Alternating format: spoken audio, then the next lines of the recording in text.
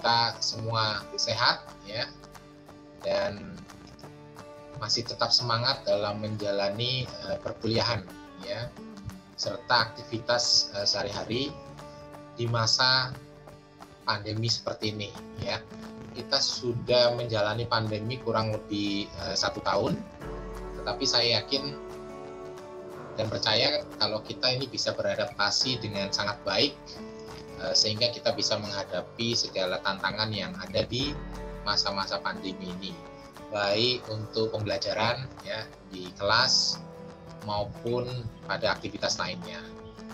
Untuk hari ini ya, kita akan buka program Pekan Kuliah Tamu yang seperti teman-teman ketahui ya, bahwasanya Pekan Kuliah Tamu ini adalah satu bentuk link and match. Jadi kita sinkron dengan dunia industri ya. Link and match itu adalah rumahnya, link and match with industries ya. Kemudian kita juga bisa tentunya belajar banyak hal praktis dari industri dan praktisi, di samping teman-teman menjalani perkuliahan reguler ya setiap hari. Nah, ini perlu ada yang namanya perimbangan antara kuliah yang ada di reguler ya, regular classes dengan apapun yang akan diberikan pada kuliah tamu, sesi-sesi yang diberikan oleh para praktisi ya di Pekan Kuliah Tamu ini. Seperti yang teman-teman ketahui bahwasannya selama 1 minggu ini ya, kita akan bersama-sama dengan praktisi ya, dengan perusahaan, dengan industri yang sudah konfirmasi untuk bisa memberikan sharing praktis sesuai dengan bidang masing-masing. Nah, ini tentunya kita sangat senang, sangat gembira karena kita masih diberi kesempatan untuk belajar ya dengan praktisi ya. Untuk hari ini seperti terjadwal hari Senin 12 April yang semestinya adalah untuk kuliah tamu jam 6:30, namun karena ada istilahnya itu nantinya ini ada tarawih dan sebagainya bagi teman-teman yang beragama muslim, maka Pekan Kuliah Tamu ini kita majukan ya menjadi jam 3:30 sehingga teman-teman yang muslim, yang sebagian besar muslim, bisa menjalankan ibadah tarawih tersebut ya. Oke, sekali lagi assalamualaikum warahmatullahi wabarakatuh. Om Swastiastu, Namo Buddhaya, salam kebajikan dan salam sejahtera untuk kita semua. Terima kasih, selamat siang Pak Juki Santosa yang sudah berkenan memberikan waktunya, meluangkan waktunya. Perlu teman-teman ketahui bahwasanya Pak Juki ini relatif sibuk ya, dan beliau adalah owner ya, CEO dan founder dari CV Universal Trading ya. Tentunya pengalaman beliau praktis ya berkaitan dengan international business atau bisnis internasional sudah tidak bisa diragukan lagi ya. Dengan sangat senang, dengan sangat gembira bahwasanya kita bisa mendengarkan sharing dari Pak Juki Santosa, dan tentunya teman-teman diharapkan untuk bisa istilahnya mendengarkan dengan seksama apapun yang disampaikan oleh Pak Juki pada kesempatan sore hari ini, dan bisa mencatat, dan tentunya teman-teman bisa juga nanti ada sesi diskusi ya, mungkin bisa bertanya langsung kepada Pak Juki pada hal-hal yang mungkin teman-teman ingin ketahui ya berkaitan dengan bidang ataupun bidang usaha yang ditekuni oleh Pak Juki ya, dengan topik yang sudah dipersiapkan khusus oleh Pak Juki. Jadi terima kasih Pak Juki untuk waktu dan kesempatannya. Ini mungkin Pak Juki perlu unmute dulu ini Pak Juki.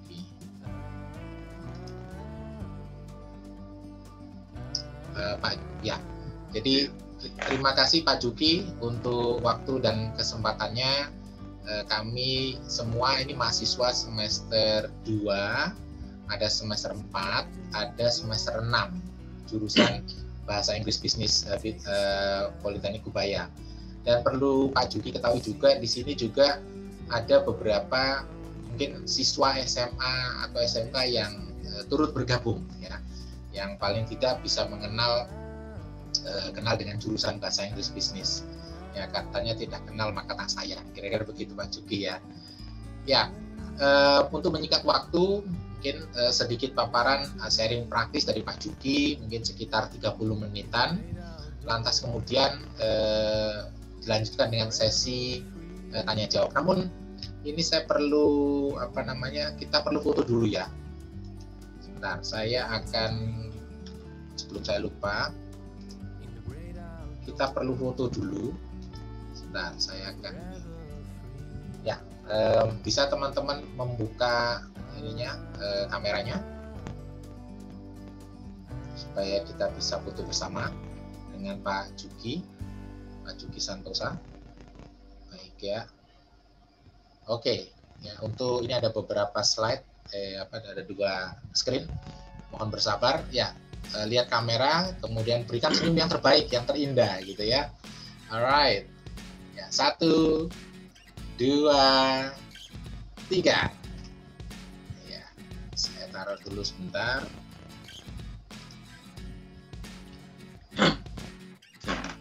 Dan screen yang kedua. Baik, screen kedua bisa teman-teman membuka kameranya supaya bisa terlihat wajahnya. Silakan screen yang kedua. Yang teman-teman yang lain masih kameranya tertutup, bisa dibuka dulu. Mohon dibuka.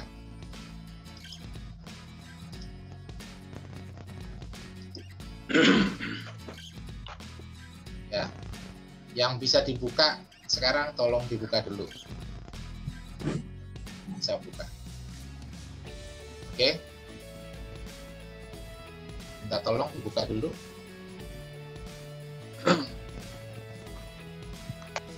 Ya. 1 Alia, Jihan, Ritang, Vio, bisa dibuka dulu kameranya. Canika, ini banyak yang masih nutup soalnya. Bisa dibuka dulu ya, kita mau foto. Untuk yang ini. Ya. Oke, 1, 2, 3.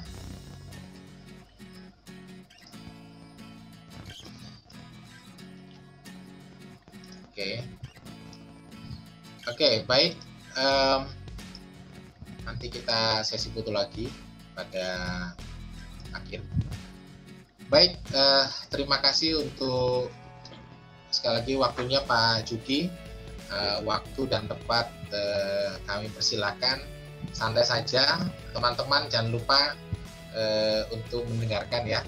You need to listen attentively. Kemudian nanti ini pembicaranya ini luar biasa gitu ya, praktisi yang kebetulan beliau juga waktu lalu membantu jurusan Bahasa Inggris Bisnis ya Pak Juki. Iya. Membantu mengajar di jurusan Bahasa Inggris Bisnis, jadi bukan orang baru, udah partner dari jurusan Bahasa Inggris Bisnis. Baik Pak Juki, saya persilakan untuk Pak Juki. Saya share screen ya Pak Juki ya. Iya. Selamat sore adik-adik yang saya cintai ya. Saya mau hari ini topik kami adalah how to prepare work in international business field ya. Sekarang mungkin ya, saya mungkin tadi pagi saya urutkan. Pagi-pagi saya bangun pagi. Saya bangun pagi, saya gosok gigi pakai Pepsodent. Adik-adik ada yang tahu nggak Pepsodent dari mana? Ya, Pepsodent itu kan dari Unilever Indonesia. Unilever Indonesia itu adalah perusahaan Belanda yang mempunyai pabrik di Indonesia.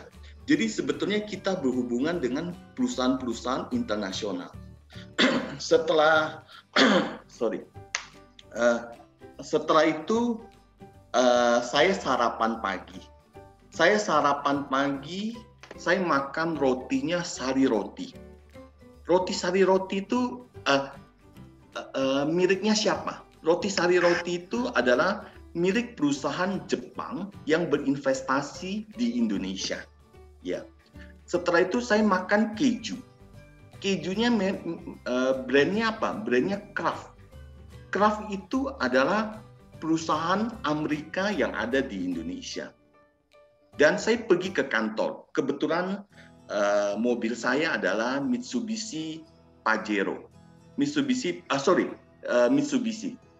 Setelah saya pakai Mitsubishi adalah pabrik perusahaan Jepang.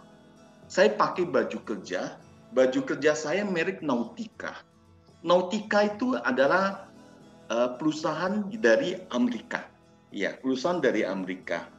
Dan setelah saya sampai di kantor, saya naik lift. Lift saya itu, saya lihat brandnya lift itu brandnya Otis. Otis itu dari mana? Otis itu dari Amerika juga. Sampai di kantor saya pakai AC. AC ada yang pakai merek Changhong. Changhong itu pabriknya ada di Cina. Dan saya juga ada pakai Daikin, ada Mitsubishi. Dan kita makan siang mungkin saya mau makan KFC. KFC dari mana? KFC dari Amerika. Saya pakai laptop saya adalah merek Mac ya dari Amerika. Pakai HP Samsungnya dari Korea. Dan mungkin sore saya lapar, saya makan Indomie. Indomie itu berasal dari Indonesia, tapi merek Indomie sekarang sudah ada di seluruh dunia. Jadi dunia kita selama ini adalah dunia yang berhubungan dengan international business. Saking dekatnya dengan international business situasi itu, kita tidak tahu bahwa kita sekarang sudah berada dalam lingkungan international business. Ya, boleh tolong slide berikutnya, Pak? Ya, saya seperti Pak Yeli cerita, tak kenal maka tak sayang. Ini ada sedikit saya punya CV. Saya dulu kuliah di S1 di Ubaya, ya. S2 saya dari Australia. Saya ngambil kebetulan bidang saya international business, ya. Saya punya 2 perusahaan, ada 1 Universal Trading Indonesia, ada 2 mengenai Keisan, ya. Oke, next, Pak. Ini mungkin saya skip dulu ya. Ini adalah persyaratan untuk menjadi international business. Step by stepnya nanti saya cerita di slide berikutnya. Ya, oke, next. Nah, adik-adik sekarang sudah kuliah di kuliah bahasa Inggris. Itu sudah betul, ya.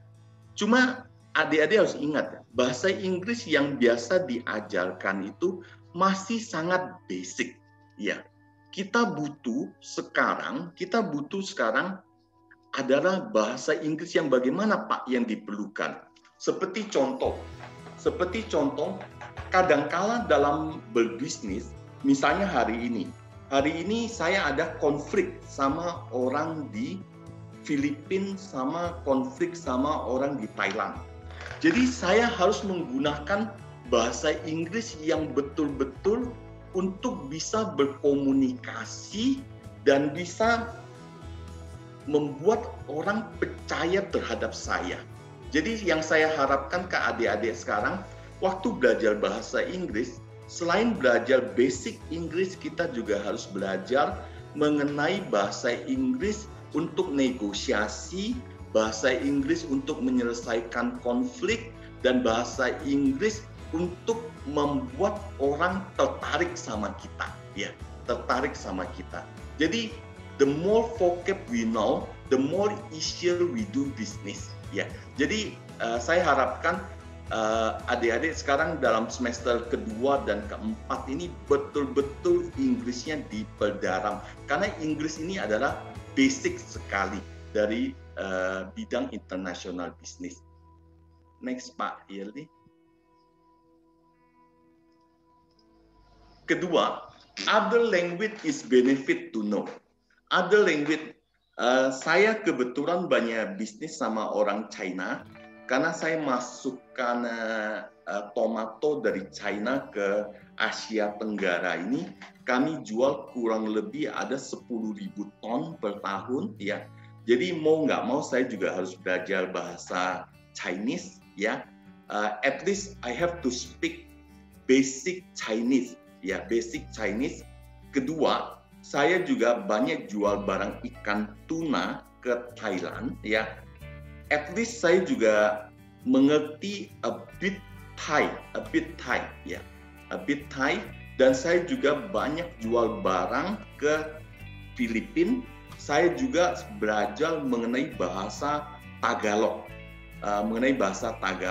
Jadi kalau kita selain bahasa Inggris, kita mengerti bahasa lain, itu sangat benefit untuk karir kita di dalam dunia internasional bisnis.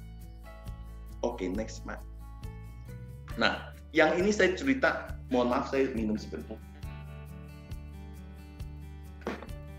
Nah, sekarang ini adalah understand the culture. Understand the culture ini sangat penting dalam melakukan bisnis. Seperti contoh ya, kalau di Indonesia kita harus panggil Pak Yeli, ya, atau Pak Juki Santosa, Pak Juki, ya. Itu kalau kita panggil, mohon maaf ya Pak Yeli ya, panggil Yeli, apa kabar, atau panggil Juki, apa kabar, itu sangat tidak sopan di Indonesia, ya.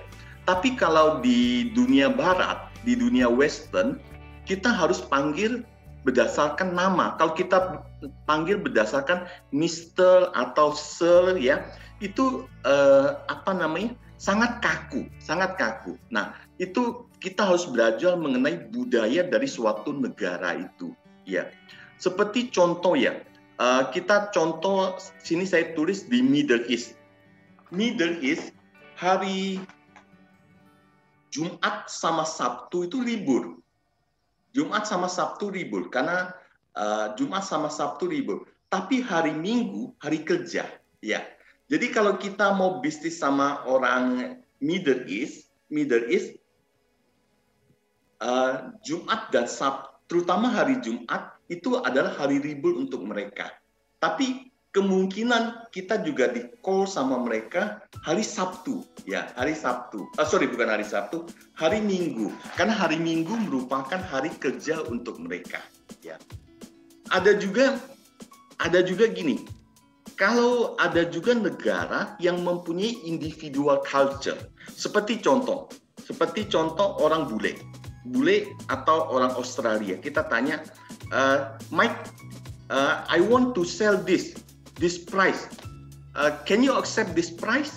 Dia mungkin bisa ngomong, yes, I can accept, Juki. Yes, I cannot accept. Dia bisa bilang gitu, karena mereka punya individual culture yang bagus. Bukan, karena mereka berasal dari budaya individual yang kuat. Tetapi terbalik sama orang Jepang. Orang Jepang itu sama orang Indonesia menganut collective culture. Collective culture, misalnya contoh saya mau jual ke Pak Yeli. Pak Yeli, saya mau jual program untuk bahasa Inggris, untuk program Foreign Business English. Pak Yeli pasti ngomong gini, Pak Juki, saya harus diskusi sama pembantu rektor dulu ya Pak ya. Ya. Atau saya harus diskusi sama rektor dulu ya Pak ya. Ya, sebelum ngambil keputusan ini. Atau saya harus diskusikan dulu sama tim saya dulu ya Pak ya.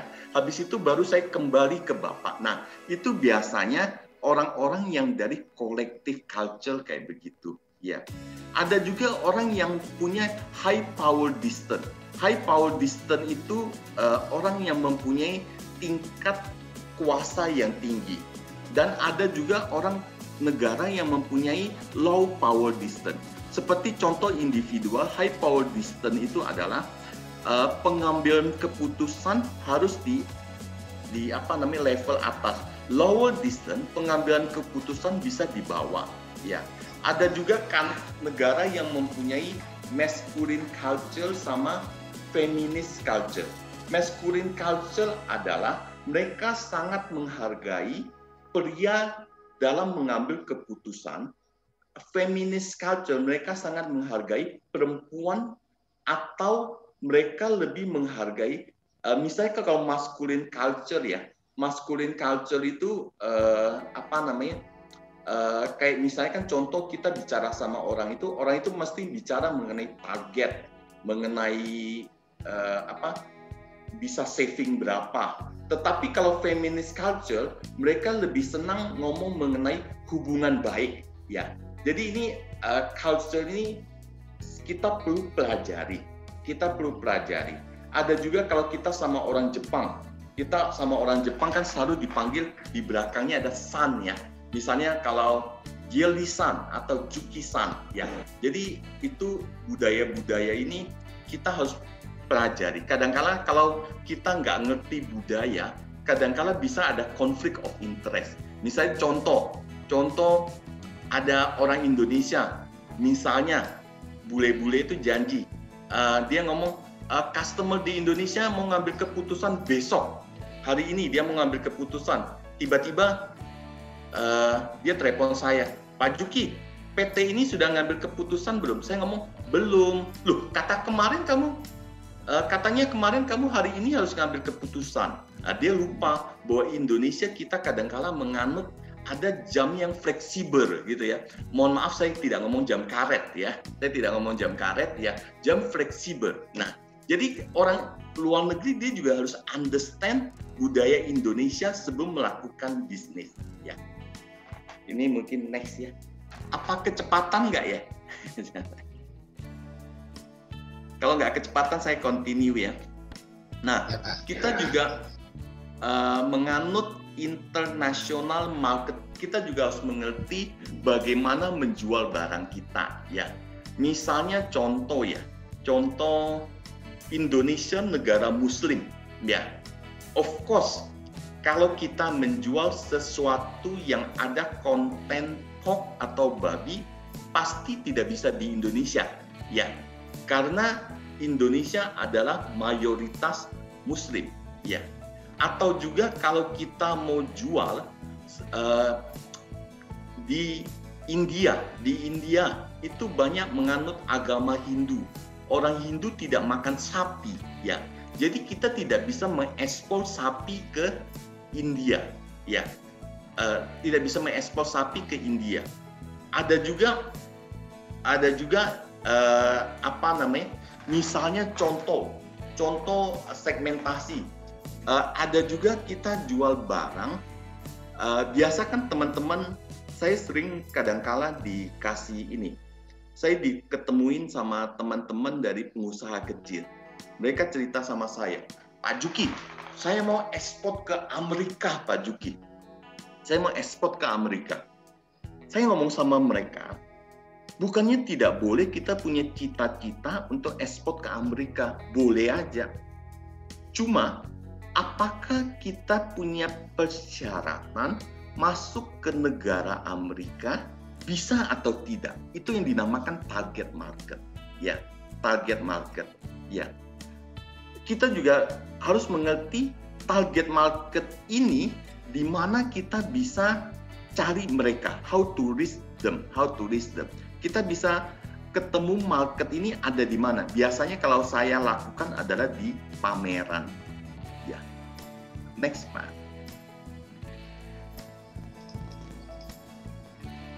Nah, requirement to entry. Kita juga harus mengerti, kayak misalnya contoh, saya ketemu satu klien saya, dia bilang, Pak Juki, saya kepingin ekspor ke Eropa. Saya tahu Eropa itu pemakan ikan tuna. Saya tanya lagi ke dia, perusahaan ibu sudah ada EU sertifikat enggak? Belum, Pak. Apa itu EU sertifikat? Nah, itu memang persyaratan untuk masuk ke Eropa. Nah, saya tanya lagi ke dia, perusahaan ibu sudah ada sertifikat ini enggak? Dia bilang, belum, Pak. Nah, jadi kita sebelum masuk ke suatu negara, kita harus selidiki dulu persyaratannya itu apa. Saya pernah ada contoh waktu saya start bisnis sendiri di tahun 2010. Waktu itu Dubai booming. Saya tidak lakukan requirement to entry. Saya pergi ke Dubai. Saya langsung pameran. Saya bawa barang, saya sewa booth, saya pameran. Ternyata apa yang terjadi, adik-adik, sampai di Dubai, ternyata brand kita harus ada tulisan Arab. Sedangkan barang saya tidak ada tulisan Arab. Jadi of course saya tidak bisa jualan di negara Middle East karena brand saya semua pakai bahasa Inggris, tidak ada tulisan Arab. Nah, itu yang salah satu requirement to entry. Misal salah satu contoh lagi kalau kita masuk ke Afrika. Afrika itu selain harus ada bahasa Inggris, juga harus ada bahasa Perancis. Karena kebanyakan negara-negara di Afrika itu adalah jajahan Perancis. Jadi mereka juga mereka punya ingredient dalam bahasa Perancis. Ya. Jadi ini salah satu contoh requirement to entry-nya. Contoh juga kalau kita mau masuk ke Cina, itu juga harus ada tulisan dalam bahasa Cina. Requirement to entry we have to know before we enter the market. Ya. Oke, mungkin next ya. Nah, understand momentum. Nah, sekarang ini seperti contoh kita kalau jual barang import ya, sekarang adalah momentum jual paling banyak di Indonesia. Karena kenapa? Karena kalau ada momentum Idul Fitri, biasanya konsumsi di Indonesia itu triple lebih banyak. Tetapi hari-hari ini karena adanya pandemi, market tidak sesuai dengan yang diharapkan. Jadi pun sekarang Idul Fitri ada momentum penjualan juga kurang baik ya, khususnya di Indonesia. Christmas biasanya kalau ada di negara-negara yang beragama Nasrani yang banyak, biasanya kalau before Christmas, bulan 10, bulan 11, biasa momentum bisnisnya tinggi. Kalau Imlek di Hong Kong, Taiwan, Singapura, biasanya 1 bulan sebelum Imlek biasanya ada bisnisnya agak naik ya. Ada juga kadangkala juga kita trading ini kadangkala situasi perang kita juga suka Pak Yeli. Kenapa kita suka situasi perang? Karena kalau perang itu berarti orang kan rebutan butuh bahan baku. Jadi itu waktunya ambil profit. Jadi ini bukan kita mau sesuatu jelek terjadi. Kadang-kala momentum itu bisa juga kita ambil kesempatan untuk dapatkan profit ya. Ya, kadang-kala ada juga situasi kekeringan. Kadang-kala momentum juga bagus untuk jualan barang kalau kita pegang barang ya. Itu adalah momentum untuk ambil margin. Ya, oke. Next. Ini saya ceritakan mengenai universal trading sedikit ya. Next Pak. Ini produk-produk import sama international sales. Maksudnya produk import atau international sales ini barang-barang ini yang saya ada di screen ini adalah barang-barang ini kita masukkan ke Indonesia ya, atau kita jual antar negara tidak melewati Indonesia. Itu namanya international sales. Jadi kita jual tomato paste dari Cina ke Vietnam. Kita jual chili paste dari Cina ke Filipina. Kita jual olive oil dari Spanyol ke Filipina, Spanyol ke Thailand, Spanyol ke Malaysia. Nah, itu yang kita namakan dengan international sales. Ya. Oke, next Pak. Ini gambar-gambarnya aja. Oke, next. Ini kalau produk ekspor adalah barang-barang kita yang dari Indonesia kita jual ke luar negeri. kita ada jual sarden, ada jual can tuna, ada jual rajungan dalam kaleng, ada juga jual seafood dalam kaleng. Frozen tuna kita banyak. Frozen tuna penjualan kita hampir 10.000 sampai 15.000 ton per tahun.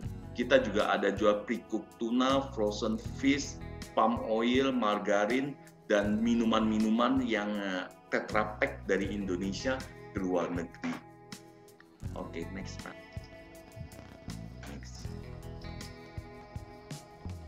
Nah, ini foto-foto saya waktu berada di luar negeri ya. Ini kita sebelum pandemi, at least kita 1 tahun ada pameran 4 kali ke luar negeri. Kita selalu ikut pameran di Dubai, pameran di Thailand, terus pameran di Jakarta, dan kita selalu ikut setiap tahun either Prancis atau Jerman. Setiap tahun bulan 10, bulan 12 kita selalu vice versa ya. Salah satu kita selalu ikut pameran mereka di seluruh dunia. Oke, next. Kita juga ada online shop yang barang-barang yang kita jual online shop ini adalah barang-barang yang kita ekspor, tetapi kita jual melalui online. Nama online-nya itu adalah Keisan Shop ya, Keisan.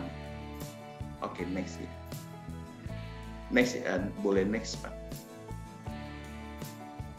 Ini produk-produk yang kita jual online ya. Ya, next Pak.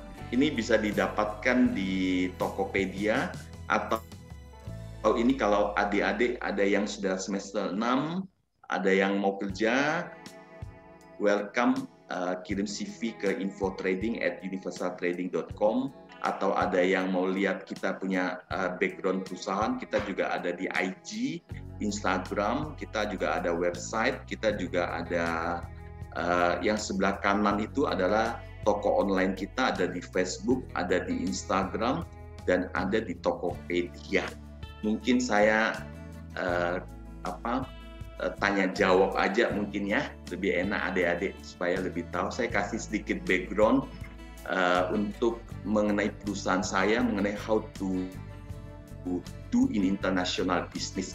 Ya, saya nggak berani kasih yang terlalu mendalam karena saya tahu adik-adik ada yang semester 2 ya, ada yang semester 2 mungkin masih terlalu jauh, tapi saya welcome untuk ditanyai. Terima kasih Pak Yeli. Ya. Ya, terima kasih Pak Juki untuk sharing praktisnya. Baik, tentunya seperti yang Pak Juki sampaikan tadi sudah ada beberapa pancingan. Jadi sebenarnya yang Pak Juki berikan adalah sesuatu yang sifatnya pancingan untuk semua semester 2, 4, 6 ataupun ini kebetulan mungkin ada yang juga siswa SMA, SMK juga Pak Juki. Jadi bisa jadi trigger bagi teman-teman untuk bertanya. Jadi Pak Juki ini sudah melanglang buana di bidang ekspor impor gitu ya teman-teman. Barangkali dari teman-teman yang sudah mendapatkan mata kuliah ekspor impor yang semester 6 boleh mempertajam apa yang sudah pernah didapatkan, ataupun yang semester 4 yang saat ini sedang menjalani atau mendapatkan mata kuliah ekspor impor, ada hal yang ingin ditanyakan, dipertajam lagi, silakan. Bagi mahasiswa semester 2 yang istilahnya belum mendapatkan mata kuliah ekspor impor ataupun supply chain management dan sebagainya, bisa mungkin juga menanyakan kaitan dengan bidang ataupun informasi yang sudah disampaikan oleh Pak Juki. Jadi kita buka ya untuk sesi diskusi buat teman-teman. Silakan jangan malu-malu ya. Apapun yang ingin diketahui, ya, narasumbernya sudah ada di sini, pelaku bisnis sudah ada di sini, dan juga selalu bersinggungan dengan dunia luar ya, bukan dunia lain ya Pak Juki ya. Jadi dunia luar. Jadi teman-teman bisa langsung bertanya. Silakan. Siapa dulu yang mau mulai mau bertanya? Pak Yeli, mungkin saya kasih motivasi sedikit Pak Yeli. Boleh ya. Pak. Adik-adik, saya dulu kuliah di Ubaya. Saya termasuk bukan mahasiswa yang baik ya, termasuk mahasiswa yang nakal ya. Jadi semester 1 saya punya IP itu 0,85 saya masih ingat ya. Jadi ada 7 pelajaran semuanya E, cuma satu yang bagus, bahasa Inggris. Ya. Bahasa Inggris saya tapi bagus-bagus amat ya tidak sih, cuma BC aja sih. Cuma kalau di luar negeri istilahnya cuma C+ saja. Jadi saya sempat frustasi waktu di Ubaya. Apakah saya salah jurusan atau tidak di Ubaya ini? Ya, karena saya sangat sedikit. Akhirnya saya pernah baca satu majalah mengenai SUA. Saya sebut nama aja, saya bukan di endorse SUA ya. SUA saya baca mengenai si Laksamana Sukaldi. Sekarang mungkin sudah nggak ada ya. Dulu beliau bekas Menteri BUMN. Saya baca Laksamana Sukaldi itu tidak lulus ITB. Dia tapi bahasa Inggrisnya bagus. Bahasa Inggrisnya bagus dan dia langsung kerja. Karena dia suka baca buku, dia suka baca apa. Wah, saya termotivasi. Akhirnya saya ngomong, oke, saya mau continue. Mungkin kalau Pak Yeli tahu ya, zaman saya di Ubaya sangat ketat. Jadi kalau 4 semester, kalau tidak ketemu 36 kredit, terus dapat IP di bawah 1, di bawah 2, DO. Jadi apa namanya? Dulu Ubaya terkenal dengan Universitas DO gitu kan katanya ya. Katanya Universitas DO. Jadi saya termotivasi. Akhirnya ya meskipun gak tobat-tobat amat, akhirnya saya lulus juga Ubaya 7 tahun. 7 tahun saya lulus Ubaya dan akhirnya karena saya senang bahasa Inggris, saya ngomong sama papa saya, ya saya beruntung karena punya orang tua yang sangat mensupport saya, meskipun saya kurang pinter ya. Akhirnya saya ngomong saya mau ke Australia. Saya daftar S2 di universitas di Australia, tidak ada yang terima saya ya. Kecuali satu universitas namanya Bond University. Kenapa dia terima saya? Karena dia mau duit saya ya. Karena itu swasta punya universitas. Nah, akhirnya saya ingat waktu saya sekolah itu, akhirnya otak ekonomi saya mulai jalan. Simple. Waktu itu harga sepeda motor, satu sepeda motor harga 4 juta. Ya. Jadi waktu itu satu semester tahun 2000, saya sekolah 97. Tahun 97 itu satu semester, 3 semester itu habis 4 kali 4, 16 juta. Hampir 16 juta. Jadi saya punya otak simple. Saya pikir, jadi setiap semester papa saya harus jual 4 sepeda motor untuk biayai sekolah saya. Nah, akhirnya saya punya otak bisnis. Saya ngomong, oke, saya tidak mau merugikan papa saya lagi. Saya sudah kuliah terlalu lama di Ubaya, ya. Akhirnya saya belajar dengan baik.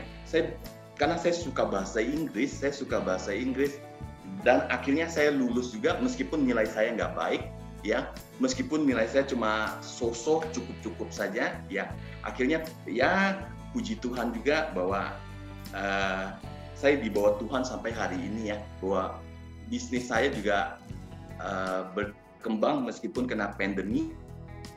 Kami kalaupun kita pun ekspor ini, kita sudah ekspor more than 30 country ya, ya. Jadi itu mungkin untuk motivasi juga untuk adik-adik.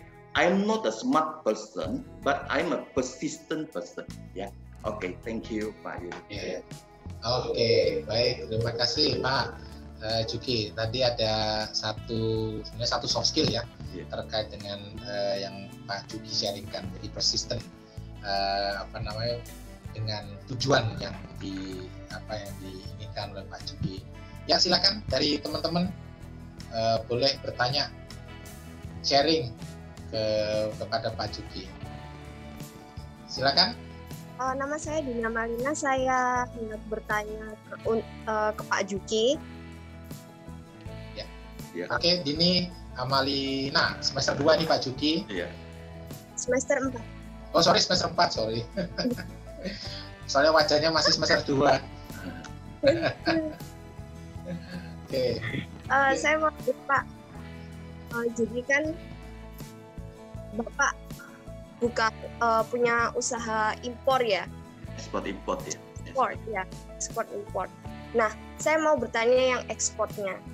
Jadi kita ekspor kan ke luar negeri. Gimana caranya kita cari pelanggan dengan efektif? Karena biasanya kan orang cari barang kan pasti lihat barangnya dulu, kualitas barangnya, review, reputasi perusahaan yang akan mengekspor, seperti itu, Pak. Ya, oke. Dini, Pak Juki. Dini, pertanyaanmu bagus sekali ya. Untuk anak semester 4 bisa tanya indip kayak begitu, saya juga salut ya. Ya mungkin karena Pak Yeli ngajar dengan bagus berarti ya. Ya. Dini, untuk mencari pasar di luar negeri seperti yang saya ajarkan pertama pasti dimulai dari riset ya Dini ya. Ya. Riset di mana barang itu kita mau jual kemana. Ya. Setelah diadakan riset, kita sudah tahu di mana mereka. Salah satu contoh adalah saya setuju sama Dini bahwa mereka harus tahu reputasi kita berapa ya. Reputasi kita siapa ya. Sebelum pandemi is easy. Is easy but not cheap ya. It is easy but not cheap ya. Kenapa saya ngomong it is easy not cheap? Karena kenapa? Karena kita harus menghadiri pameran yang ada di negara itu. Ya. Pameran yang ada di negara itu, at least kalau kita nggak partisipasi, kita nggak sewa booth sih is too expensive ya. Sewa booth is too expensive. Sewa booth itu adalah kita ikut partisipasi dalam pameran itu. Tapi pun kalau tidak sewa booth, cara yang paling gampang adalah kita visit pameran itu ya. Ya, seperti contoh kalau saya mau ke Dubai, saya mau visit Dubai. Ongkos pesawat aja sudah 15 juta ya. Belum hotel di Dubai. Paling tidak saya harus buang 25-30 juta dalam hal memarketingkan itu. Tetapi sebelum kita marketing, of course kita harus riset ya. Riset, kita jangan ke Dubai hanya ketemu satu orang, itu cost kita sangat mahal. Jadi kalau kita mau ke Dubai, kita harus, karena untungnya juga perusahaan saya kan trading ya. Trading, barang yang saya bawa itu kan banyak ya. Barang yang saya bawa itu banyak, jadi saya riset, saya bisa ketemu orang satu hari, saya bisa ketemu 7-10 orang di pameran itu.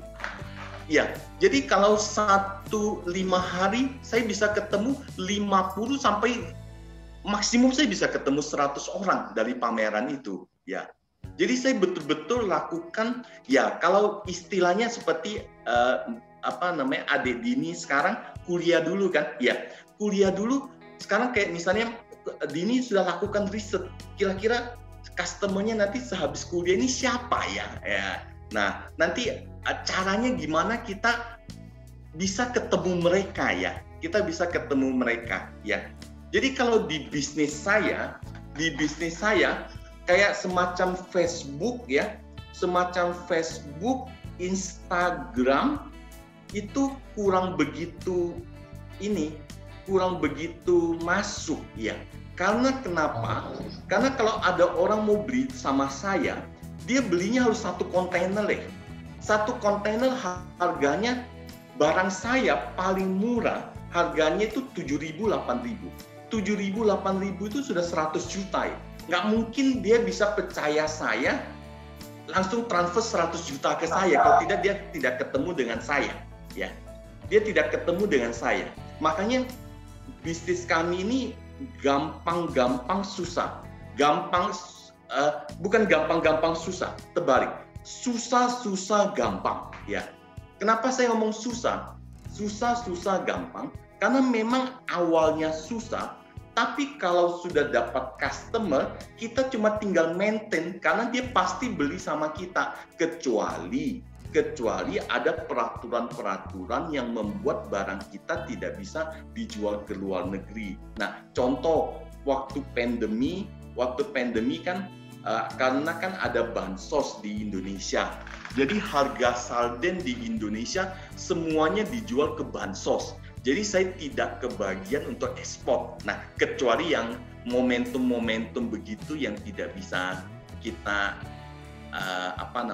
hindari lah. Kita tidak bisa hindari. Jadi sekali lagi saya repeat ya. Sistem pertama kita harus riset mereka ada di mana. Setelah kita tahu mereka ada di mana, bagaimana kita bisa mencapai dia. How to reach them. Ya. Sebetulnya teori ini juga teori marketing yang simple juga sama sih. Cuma bedanya ini beda negara aja ya. Ini mungkin puas ini. Ya. Jelas sekali, terima kasih. Iya, makasih Dini. Nah, oke, terima kasih Pak Juki. Dari pertanyaan awal sudah cukup pertanyaan sudah lumayan ini. Ya. Silakan teman-teman yang nyambung sekali lagi Pak Juki, praktisi ekspor import, bisa memberikan perspektif yang jauh lebih luas lagi kepada teman-teman, khususnya bagi rekan-rekan yang mungkin ke depan ingin memiliki bisnis yang kurang lebih sama dengan Pak Juki ya. Dan tadi Pak Juki sampaikan juga beliau membawa produk itu tidak hanya 1, 2 gitu ya, tetapi ada beberapa produk yang beliau bawa ketika ada kunjungan atau pameran. Dan ada satu poin tadi bahwasanya menghitung cost ya kan, dari berangkatnya berapa, terus kemudian nanti di sana seumpama nih Dini ini jadi bagian daripada Pak Juki ya, terus kemudian di sana ada satu pameran di satu negara. Tadi Pak Juki bilang kira-kira 5 hari aja Pak Juki itu bisa istilahnya berinteraksi, bertemu dengan sampai 100 orang ya. Artinya ini kan mencoba untuk membuka peluang-peluang. Ini teman-teman bisa garis bawahi ya, bisa catat bahwasanya itu ya harus dilakukan dalam konteks dunia ekspor dan impor, dan tentunya supaya produk yang dibawa oleh seseorang ya ketika keluar negeri seumpama ya istilahnya dipasarkan itu ya bisa memberikan dampak yang jauh lebih baik lagi buat salesnya. Ya, silakan yang lainnya. Mister? Ya, oke. I'd like to ask. Ya, silakan Esther. Jadi, nama dan semester. Oh ya, my name is Esther and I'm from semester 6, I guess. Ya, semester 6. Ya? Oh, sudah 2 Mister. Mau tanya aja sih buat Pak Juki. Kan since it's pandemic, how you do the research gitu Pak? Since kayak back then saya dengar bapaknya kalau do research harus ke tempat itu langsung meet people and like that gitu. Gimana ya Pak kalau researchnya itu sekarang kalau pas pandemic ini? Is it hard for you now? Aduh bingung gimana ya ngomong. Nggak apa-apa. Mohon maaf. Santai. Nggak apa-apa. Apa namanya? Dulu saya juga waktu saya SD ya, itu teman-teman saya bully saya karena dia sudah Pak Juki coba ngomong ulang lari lurus gitu kan ya. Jadi saya nggak bisa ngomong R, jadi pelat sekali. Jadi saya juga tapi saya juga beruntung karena saya juga baru tahu Tuhan kasih karunia bahwa bahasa Inggris saya sekarang bagus banget karena saya pelat. Ini joking, ini supaya joking. Ya. Jadi untuk pertanyaan Esther juga pertanyaan yang bagus ya. I was surprised you are from semester 6. You also have a deep question to me ya. Even though you are right ya, Can I speak English? Yes, you can, Mister. You are right. At this moment, it is not easy to meet people because we cannot travel, That's why we change our strategy during this pandemic. We don't find a new customer. Yeah, we don't find a new customer. We do some opposite one. We give a service to the existing customer. Yeah, we hope the existing customer are happy and they come back to us again. They can recommend us to others friend in their country. Yeah. Esther, you got my point? Yeah, so it's like word of mouth, ya, Mister. Yes. Okay. We do more service instead of selling at this moment. So but of course, we still contact people, a new customer. We still contact them, but we don't put high effort on this, because we understand people will not trust us until they see our product or they see our face. This is the strategy during this pandemic. Also one more thing. Sometime now in Indonesia government is good. Indonesia government, embassy Indonesia in overseas sometimes invite us, not sometimes, they regularly invite us for do some Zoom meeting. They do some business matching between us and the customer in overseas. Sometimes it's helpful. This strategy is helpful, Esther. Can I ask again, Mister? Yes. So you kan Mister Juki kan ngirim barang dari.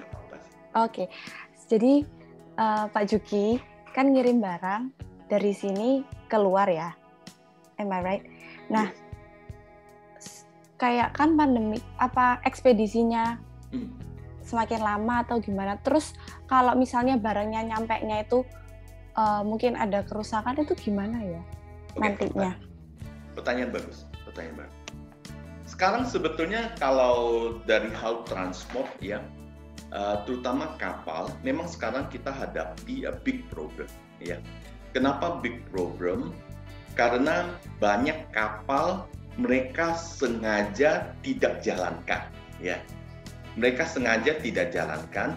Jadi mereka ada semacam, Pak Yeli, mereka sudah diajarin ekonomi nggak Pak ya? Semester 6 ya itu Pak, ada ada ya. Mungkin kalian ada yang tahu oligarki nggak ya? Oligarki ya. Ya. Oligarki itu artinya jadi pemain di shipping line itu bisa dihitung dengan tangan. Ya. Dengan dihitung dengan tangan. Jadi mereka lakukan oligarki. Jadi mereka sengaja tidak menjalankan kapal. Jadi kapalnya diparkir sehingga membuat harga kontainer melonjak bebas, ya, melonjak naik. Dulu kita ekspor ke Afrika, satu kontainer cuma 1.600, 1.200 bisa. Hari ini kita ekspor ke Afrika, harga kontainernya bisa 5.300. Ada 300% lebih naik. 300% lebih naik. Jadi sekarang di dunia kita lagi ngalami bukan nggak bisa ekspor, tetapi ocean freight-nya naik gila-gilaan. Bukan 10%, 20%. Sudah hitungnya 100 sampai 500%. It depend the country who we export to. Ya, who we export to. Ya. Jadi kalau mau ditanya apakah tetap bisa ekspor? Bisa tetap, tapi memang ocean freight-nya naik tajam, ya, naik tajam. Ya, saya kasih contoh mungkin yang gampang gitu. Dulu kita naik pesawat, ya. Dulu kita ke Jakarta setiap jam ada pesawat. Sekarang ke Jakarta satu hari cuma 2 kali, misalnya contoh, ya. 2 kali. Terus ada physical distancing. Satu pesawat cuma boleh 60 misalnya. Dulu boleh 120. Jadi of course harganya langsung naik gila-gilaan. Mengenai barang. Barang itu kadangkala kita ke luar negeri kalau rusak gimana Pak? Kadangkala kita sebelum berangkat kita kadangkala beli asuransi, Esther. Ya. Beli asuransi dan kalaupun barangnya rusaknya berat, kita harapkan asuransi yang bayar, ya. Tapi kalau barangnya cuma lecet-lecet sedikit, kadangkala cuma berapa ratus dolar, berapa puluh dolar, ya sudahlah. Kita kadangkala kita kadangkala compensate ke mereka, Esther. Ya. Is this clear, Esther? Yes, thank you, Mister. Ya, oke. Selanjutnya dari beberapa semester 4, 6, silakan. Masih dibuka. Anggi, Pak. Anggi, oke. Sebutkan nama lengkap dan semester berapa ya, Anggi? Nama saya Anggi Syadawayudi, saya dari semester 4. Saya mau bertanya kepada Pak Juki mengenai import terutama ya Pak ya. Dalam pelaksanaan import ini apakah sangat terasa sekali dampaknya di saat pandemi seperti ini, dan apakah ada keluhan dari perusahaan Pak Juki? Apalagi di tengah pandemi corona ini pasti ada produk-produk yang menjadi permintaan yang sangat besar di beberapa negara yang pada akhirnya menjadi rebutan seperti itu Pak. Padahal kan kalau misalkan harga naik pasti nanti harga jual dalam negerinya menjadi mahal, sementara daya beli masyarakat saat ini melemah. Ya, seperti itu Pak pertanyaan saya. Ya. Terima kasih. I was surprised Pak Yerli, your student have a deep question one ya. Untuk yang import ya, masa pandemi ini apakah ada masalah atau tidak? Tergantung industrinya apa sih? Tergantung industrinya apa.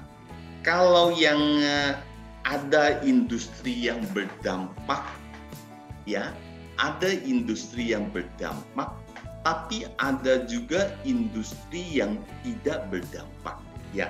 Tapi boleh kita katakan 80% sih berdampak buruk ya. 80% sih berdampak buruk karena daya beli masyarakat menurun tajam, ya. Tapi ada 20% ya yang berdampak bagus. Terutama untuk industri-industri yang permintaan tinggi. Saya kasih contoh. Saya masukkan tomato pasta dari Cina ke Indonesia. Industri yang berdampak adalah industri yang menjual ke food chains. Ya. Kenapa berdampak ke food chains? Karena PSBB atau whatever pembatasan sosial ini, jadi orang ke restoran makannya berkurang. Itu berdampak. Tetapi untuk industri pengarengan sarden, karena adanya bansos ya, bansos yang waktu dikorupsinya 17 miliar itu permintaan tinggi. Kenapa permintaan tinggi? Karena untuk bansos. Jadi semua untuk bansos ya. Tapi ya saya harus jujur juga, sejak Julius Batubara ditangkap, permintaan menurun lagi karena sudah tidak ada bansos. Nah, itu ya sekarang kembali lagi dengan industri. Nah, kita juga harus melihat bagaimana pasar di Indonesia yang industrinya masih bagus. Ya, cuma istilahnya in overall is okay sih. In overall is okay. Anggi ada apa? Mungkin ada boleh saya tanya sekali lagi, Pak? Boleh. Apakah ada satu produk yang selalu menjadi permintaan konsumen, Pak, walaupun di saat pandemi ataupun tidak ada saat-saat tertentu gitu? Oke. Kebetulan Anggi, yang kita jual ini yang di Indonesia tidak hasilkan, Anggi. Ya. Jadi misalnya contoh kita jual olive oil, di Indonesia kan tidak hasilkan, ya. Kita jual barang-barang yang Indonesia tidak hasilkan, of course mereka selalu butuh, tetapi mungkin tidak butuh banyak, gitu aja sih, ya. Tetapi selalu butuh. Ya. Memang juga kalau dalam konteks import ya, kalau kita mau masukkan barang ke Indonesia, kita harus make sure barang di Indonesia itu tidak ada kompetitor lokalnya, Anggi. Kalau of course kalau ada kompetitor lokal, kita kadang-kala bersaing sama lokal. Misalnya contoh ya, Anggi ya, saya juga import ikan tuna, juga ekspor ikan tuna, ya. Kapan saya import ikan tuna? Waktu Indonesia tidak ada ikan tuna, ya. Kapan saya import ikan sarden ke perusahaan di pabrik sarden di Indonesia? Waktu keadaan alam Indonesia tidak ada sarden, kita import. Tetapi itu of course tidak bisa jangka terus-menerus ada, karena Indonesia juga ada ikan itu. Ya, waktu ikan itu keluar, of course penurunannya pasti turun. Ya, importnya pasti turun tajam.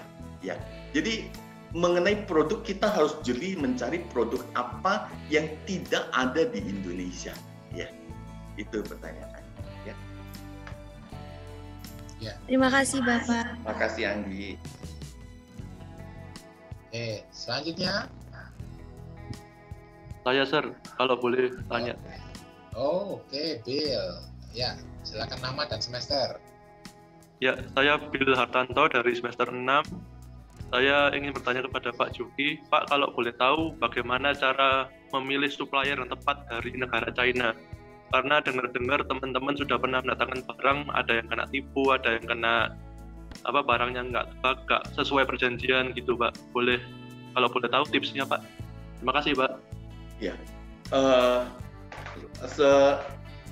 paling gampang sih memang mengenai supplier yang tepat gimana. Memang paling gampang itu adalah kita harus evaluasi. Ya, kalau saya sih di bidang ini, bisnis saya sudah 17 tahun. Ya, sebelumnya saya pernah kerja ikut orang sekitar 8 tahun. Jadi saya sudah 23 tahun di bidang ini. Of course, waktu kita cari supplier, jadi hal yang kita perlu tahu adalah barangnya itu sesuai spek tidak yang kita mau. Kedua, ya mungkin kita kirim sampel lah. Kita kirim sampelnya sesuai atau tidak. Terus kita juga lihat mereka cara ekspornya gimana. Ya, misalnya kan cara ekspor. Kalau untuk tomato kita harus minta sertifikat karantina, ya. Kita harus minta sertifikat dari Badan POM, kita harus minta sertifikat. Nah, waktu ada sertifikat kayak begitu, berarti mereka waktu ekspor kan nggak bisa nipu, ya. Karena mereka diaudit sebelum dilakukan ekspor. Jadi barang yang dikirim itu at least pasti sesuai dengan apa yang kita minta sih, ya. Apa yang kita minta ya. Jadi tapi saya juga tidak menutup kemungkinan kadangkala juga yang nipu juga banyak ya. Jadi kita dalam hal membeli barang tidak boleh juga ya itu sebetulnya kayak kita pacaran lah. Kita pacaran bahwa kita dalam hal memutuskan bahwa dia jadi pacar kita atau tidak bisa jadi pacar kita kan tidak dalam waktu 1 hari kan, ya. Mungkin butuh waktu untuk step by step untuk seleksi dia and make sure bahwa dia betul-betul supplier yang tepat. Bill. Mungkin ada pertanyaan, Bill? Kalau boleh tanya lagi, Pak. Iya, boleh. Oh ya Pak, kalau di dunia trading internasional itu ada istilah cek mundur Pak. Karena kalau di Indonesia ini kan ada paling cepat ada apa sorry? Ada apa? Istilah invoice mundur. Oh, invoice mundur. Sekarang pertanyaan gampang. Kalau kita nggak kenal, lu pakai invoice mundur, kalau dia nggak bayar gimana? Iya kan? Iya. Iya. Iya. Apalagi beda negara. Beda negara tuh nggak mungkin pergi ke negara itu tagih dia. Gitu. Ya.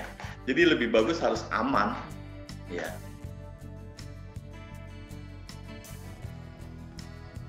Ya. Ya, Bill. Terima kasih Pak. Oke. Sudah Pak, terima kasih Pak. Oke, makasih. Oke. Ya, makasih Bill. Tapi bukan berarti tidak ada invoice mundur ya. Bukan berarti tidak ada invoice mundur. Kecuali kita sudah bisnis sama dia puluhan tahun ya. Kita sudah ada sudah ada perjanjian, sudah ada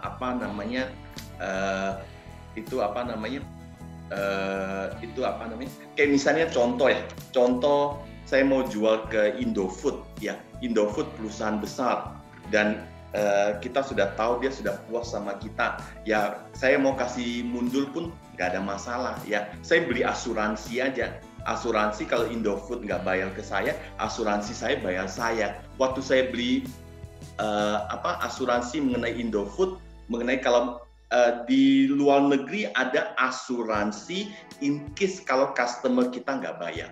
Jadi kadang-kala kita kalau mereka asuransinya mau menjamin ya welcome, kita nggak takut sih ya. Bukannya nggak ada, saya nggak ngomong tidak ada. Cuma kalau yang untuk pemula-pemula lebih bagus jangan sih, itu saran saya ya. Terima kasih Pak. Ya. Ya, oke. Dari Bill, ada lagi teman-teman? Kita sampai jam 5, masih ada waktu beberapa menit lagi. Silakan. 15. Oh ya, 15 menit maksimal. Silakan.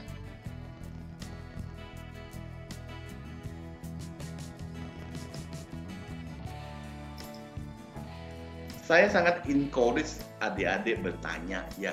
Soalnya salah satu kelemahannya daripada orang Indonesia adalah orang Indonesia itu kalau menjual ke luar negeri jarang bertanya ya. Jadi sehingga mereka selalu pakai asumsi ya. Mereka selalu pakai asumsi dan asumsi itu belum tentu betul juga gitu. Ya. Belum tentu betul juga ya. Belum tentu betul juga. Apalagi beda culture. Jadi kalau untuk menjadi international business yang baik, kita harus pintar bertanya ya. Sampai kita yakin bahwa orang itu betul-betul mengerti apa yang kita mau. Nah, itu mungkin saya punya encouraging itu. Terutama saya lihat bule-bule itu kadang-kala kenapa mereka berhasil. Mereka memang dari sekolah, kebetulan saya juga diizinkan Tuhan untuk pernah mengenyam pendidikan di Australia ya. Saya lihat bule-bule itu kadang-kadang tidak pintar, tapi mereka confident untuk bertanya ya. Mereka confident untuk dari bertanya itu mereka tahu apa keinginan customer itu ya. Kalau orang kita di Indonesia biasanya penyakitnya adalah main asumsi ya. Asumsi, oh mungkin dia nggak mau Pak, mungkin Indonesia selalu punya ada culture mungkin ya, mungkin dia nggak mau Pak, mungkin ya. Kadang-kala ada satu culture itu terutama di Asia, yes doesn't mean yes. Ya, yes means no, yes or maybe, gitu kan? Ya, itu ada satu pepatah yang kayak begitu. Ya, jadi semoga itu encouraging untuk adik-adik supaya harus banyak bertanya. Ya. Oke. Ayo dari teman-teman, mumpung ada Pak Judi, praktisi yang sudah bergelut di bidang ekspor impor selama kurang lebih 20 tahun, yang mana teman-teman ini bisa menggali atau ada sesuatu yang ingin diketahui terkait dengan dunia ekspor impor ini, silakan. Saya Loren. Oke, Loren, ya silakan. Loren, nama dan semesternya ya Loren. Ya, halo, saya Laurentius dari semester 6. Pak Juki, terima kasih sebelumnya atas kuliah online hari ini. Saya mau bertanya seputar yang masalah ekspor.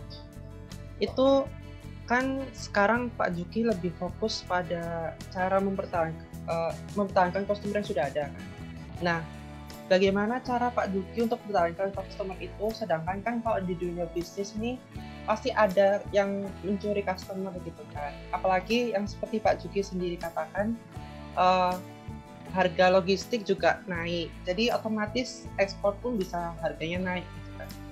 Jadi gimana cara mempertahankan customer-nya? Makasih. Sebetulnya simple ya. Simple tapi nggak gampang ya. Simple tapi nggak gampang. Ya, salah satu ya kebetulan saya juga sudah berkeluarga ya. Salah satu mempertahankan keluarga yang bagus itu adalah dengan komunikasi ya. Dengan komunikasi, saya ngomong dalam hal lingkup yang kecil aja ya. Dalam hal lingkup yang kecil. Nah, sekarang misalnya contoh istri saya suka dirayu misalnya ya. Misalnya suka dirayu ya.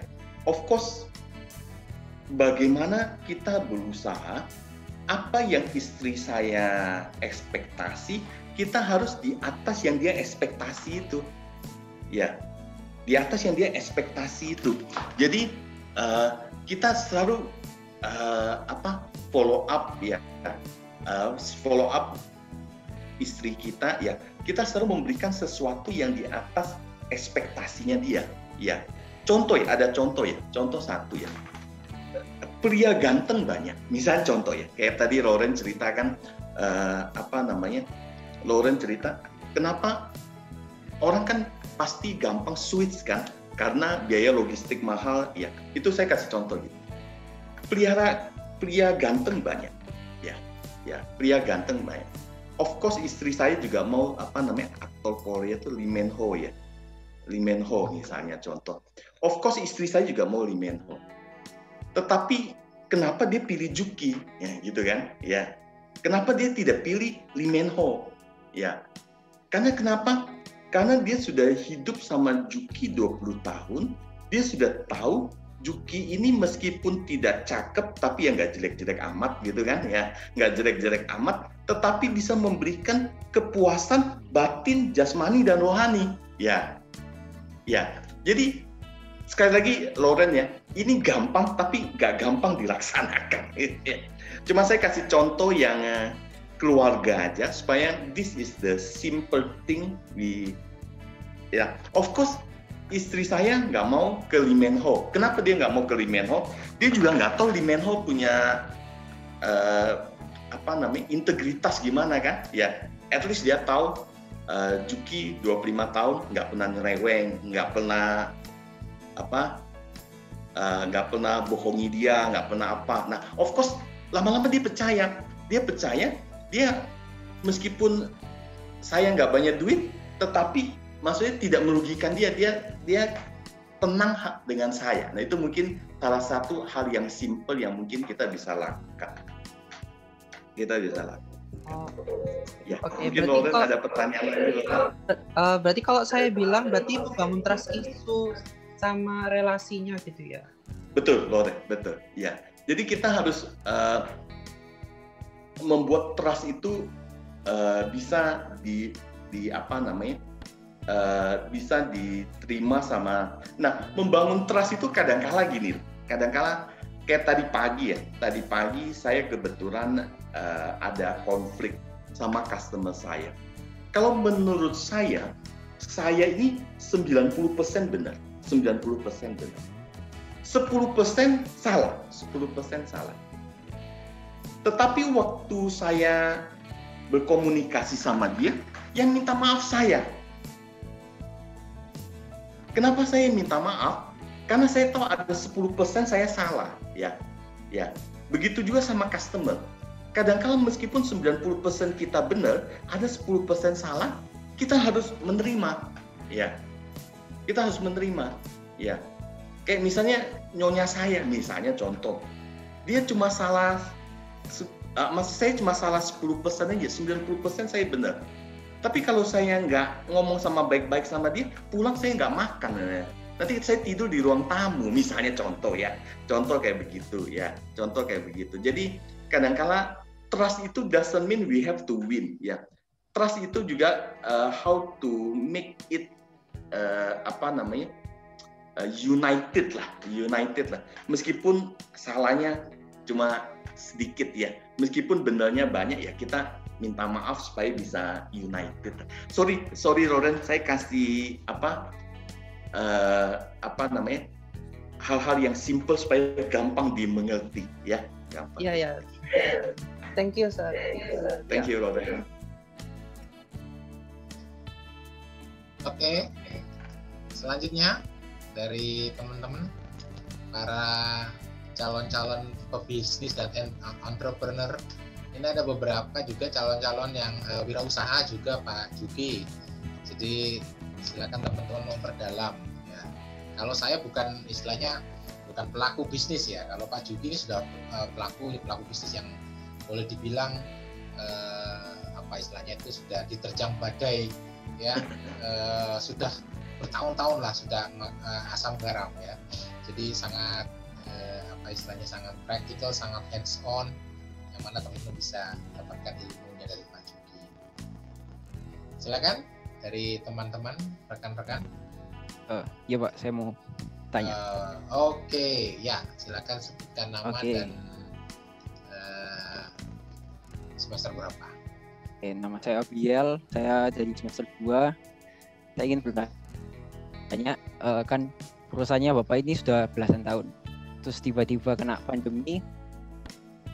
Bagaimana caranya Bapak bisa beradaptasi dengan pandemi ini, beradaptasi dari cara kerja lama ke cara kerja baru, dan contohnya apa sehingga bisa bertahan sampai sekarang? Terima kasih. Hai Abel, saya lihat rambutmu, saya ingat waktu saya SMA. Saya dulu juga rambut panjang. Oh iya Pak. Abel, begini. Tadi saya selalu kasih pesan bahwa masalah itu selalu ada, ya. Jadi dalam berbisnis kita selalu antisipasi masalah itu, ya. Jadi kita nggak pernah bilang masalah itu sama sekali tidak ada, ya. Cuma memang yang saya akui adalah waktu ada pandemi ini, saya sudah tahu ada masalah. Ya, saya sudah tahu ada masalah. Cuma saya lakukan penghematan, bla bla bla ya, penghematan. Cuma memang saya juga tidak antisipasi pandemi ini berlangsung segitu lama, ya, segitu lama. Jadi yang saya cerita adalah bahwa memang saya juga ada salah, bahwa saya selalu punya, tadi dalam hal pandemi ini, saya selalu belajar. Sebetulnya di Indonesia ini, mungkin Pak Yeli tahu ya, tahun 2010 itu ada masalah di dunia, itu ada masalah crash keuangan Pak. Waktu itu ada JP Morgan lagi bangkrut, ya, lagi bangkrut. Jadi waktu seharusnya di Indonesia itu ada siklus masalah setiap 10 tahunan. Saya lupa yang itu. Saya lupa. Cuma sekarang ini untuk antisipasi tahun 2030, untuk antisipasi tahun 2030, saya sudah lakukan preventif sekarang. Saya sudah lakukan tabungan untuk saya lakukan di 2030 in case kalau 2030 ada masalah. In case ada 2030 ada masalah. Nah, jadi itu mungkin yang kita lakukan untuk lakukan adaptasi lah, ya. Jadi kalau kita punya pemikiran itu, adaptasi bakalan akan lebih cepat sih. Adaptasi bahkan lebih cepat. Kenapa saya adaptasi tahun ini lebih bagus ya? Karena kenapa? Tahun 2010 saya pernah hampir bangkrut. Ya. Saya pernah hampir tutup usaha saya. Jadi saya sudah antisipasi waktu tahun 2010 agar supaya saya jangan bangkrut, caranya gimana? Saya sudah antisipasi. Memang tahun 2020 ini saya sudah antisipasi perusahaan saya tidak bangkrut, masih bisa survive meskipun penurunan sales tajam, ya, tetapi tidak bangkrut. Ya, itu kita sudah antisipasi, ya. Jadi yang masalah itu baik yang di-prepare maupun tidak di-prepare selalu datang, ya. Tinggal bagaimana kita. Nah, sebetulnya contoh adik-adik sekarang lagi belajar di bangku kuliah. Itu untuk mempersiapkan diri supaya nanti setelah selesai kuliah, masalah-masalah yang dihadapi sudah semakin bisa diminimize karena sudah dapat pengetahuan yang bagus bagaimana mengatasi masalah itu, ya. Jadi hari ini adik-adik ikut kuliah saya, ya, adik-adik sudah dapat satu motivasi supaya nanti kesalahan saya selama 25 tahun ini tidak diulangi oleh adik-adik. Ya, itu mungkin salah satu motivasi lah supaya bisa, ya. Abel, bisa you got my point? Ya, Pak. Oke, terima kasih banyak, Pak. Terima kasih, Abel. Ya, selanjutnya.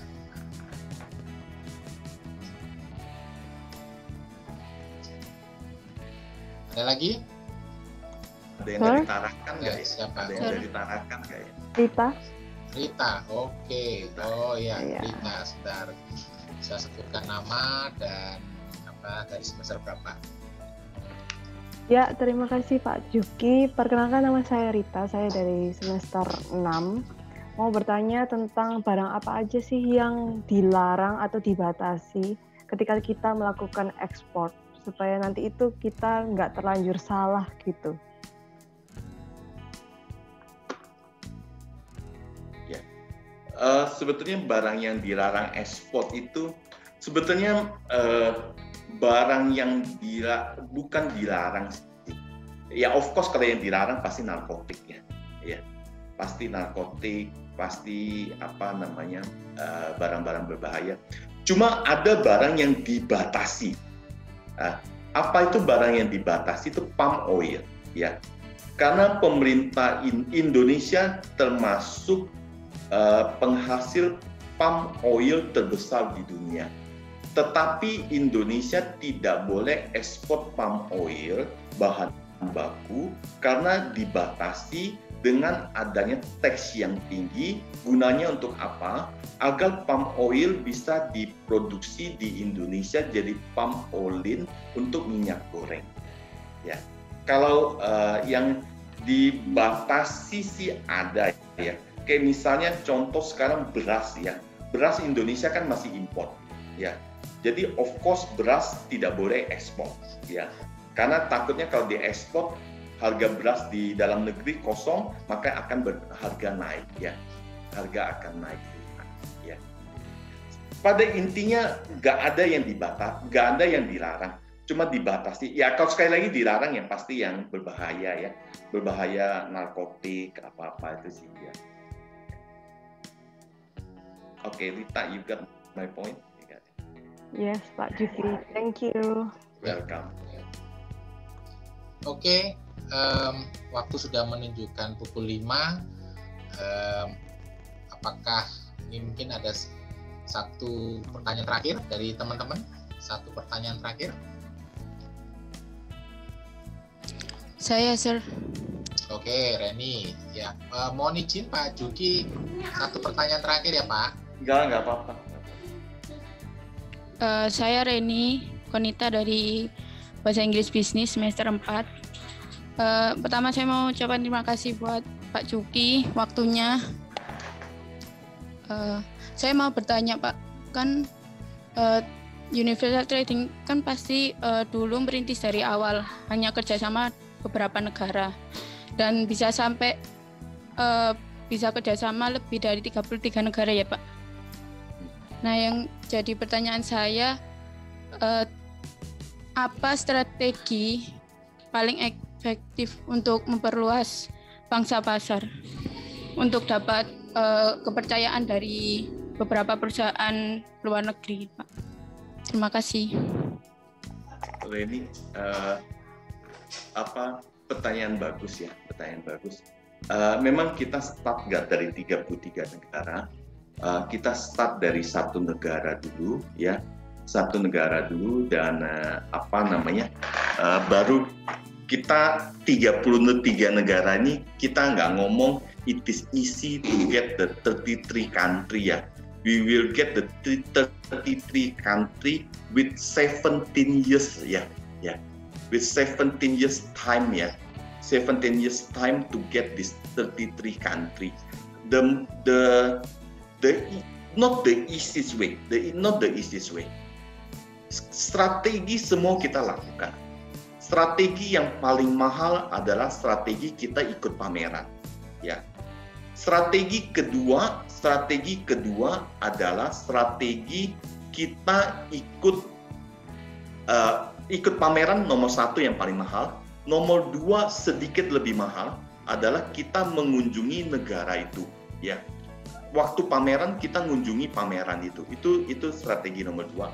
Strategi nomor tiga, kita ke negara itu kalau kita telah dapat 10 new customer, ya. Jadi kita buang uang ke negara itu, kita keliling negara itu, jadi kita ada hasil. Itu yang nomor 3. Nomor 4, kita juga lakukan, sebetulnya kalau untuk bisnis ya, LinkedIn itu bagus. LinkedIn, bukan Facebook ya. Bukan Facebook, bukan Instagram, tapi LinkedIn. LinkedIn bagus. Kita juga ada marketing di LinkedIn. Kita juga ada marketing di kayak Alibaba.com. Kita juga ada marketing di Indotrade. Kita juga ada website. Kita juga ada we do everything in order people to reach us. Kayak misalnya contoh untuk adik-adik kan, saya juga kasih website kita, saya kasih ke adik-adik website kita, saya kasih adik-adik Instagram kita. Dengan tujuan apa? Dengan tujuan misalnya suatu saat adik-adik sudah bekerja, dia bilang, saya mau ekspor, kira-kira cari perusahaan siapa ya? Oh, saya masih ada slide-nya Pak Juki, ya. Saya cek ke slide-nya Pak Juki. Itu juga salah satu promosi. Meskipun adik-adik bukan target market saya dalam waktu dekat ini, ya. Adik-adik mungkin adalah target market saya mungkin 2 tahun dari hari ini, terutama untuk yang sudah semester 6 ya, sudah semester 6 Reni ya. Jadi you can do everything so people know you very well ya, so people know you very well ya. Ya Reni ya, ada yang puas Reni? Iya Pak, jelas sekali. Terima kasih Pak. Terima kasih Reni. Ya, terima kasih Reni.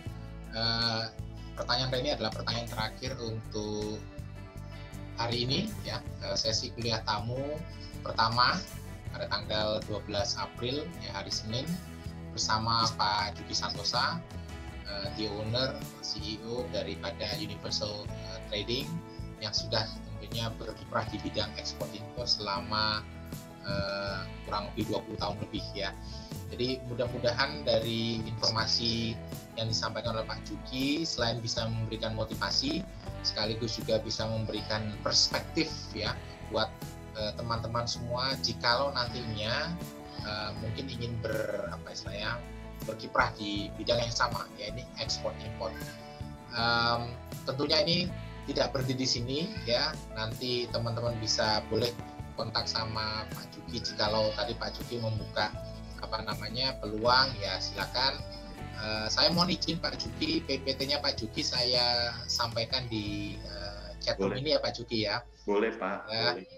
Nanti bisa teman-teman pelajari kembali, dan sekali lagi mudah-mudahan sharing praktis yang sudah diberikan Pak Juki bisa menjadi bekal buat teman-teman kelak di kemudian hari ya. Sekali lagi ini adalah bagian daripada mengimbangi antara apa yang didapat di kampus juga dengan dunia praktisi, karena sekali lagi Pak Juki adalah seorang praktisi yang sudah lama di bidang ini.